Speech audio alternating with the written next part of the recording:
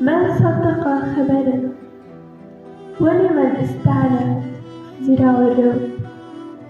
نبت قدامه كفرخ وكعرق من أرض يابسة لا صورة له ولا جمال فننظر إليه ولا منظر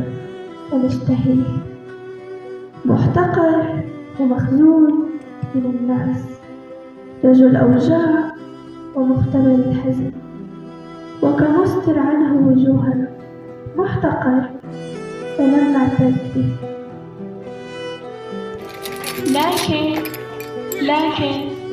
لكن أحزاننا حملها وأوجاعنا تحملها ونحن حسبناه مضروبا من الله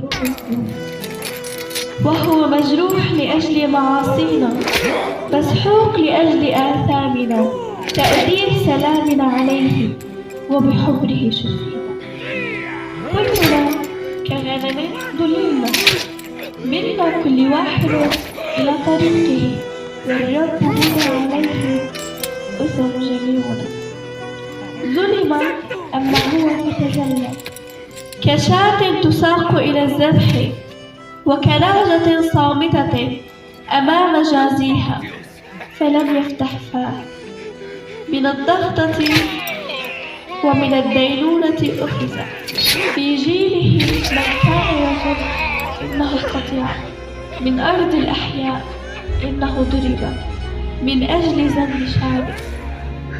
وجعل مع الأشرار قبره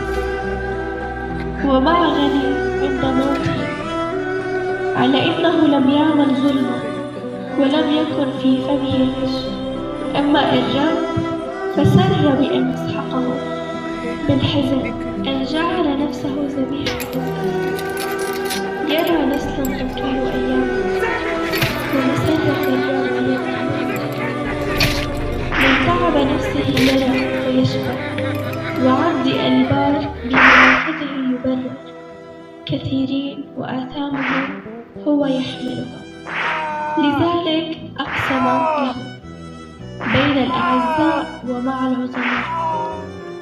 يقسم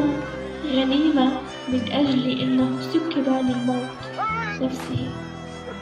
وأحصي مع أثمة وهو حمل خطية كثيرين وشفع في المذنوبين ها هو عبدي يفلح ويتعظم ويتعالى ويتسامى جدا وكما دهش منه كثيرون إذ تشوه منظره أكثر من أي رجل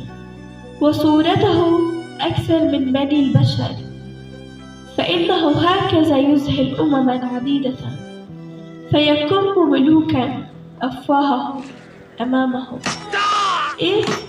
شهدوا ما لم يخبروا به وأدركوا ما لم يسمعوا